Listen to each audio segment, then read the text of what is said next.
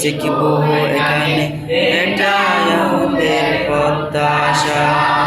কোরআন হাদিস শিখব এখানে এটা আমাদের প্রত্যাশা। সহি শুদ্ধ কোরআন পড়ব হিফজ কানাতে। সহি শুদ্ধ কোরআন পড়ব হিফজ কানাতে। রাজি খুশি করব মোরা শুধু আল্লাহকে।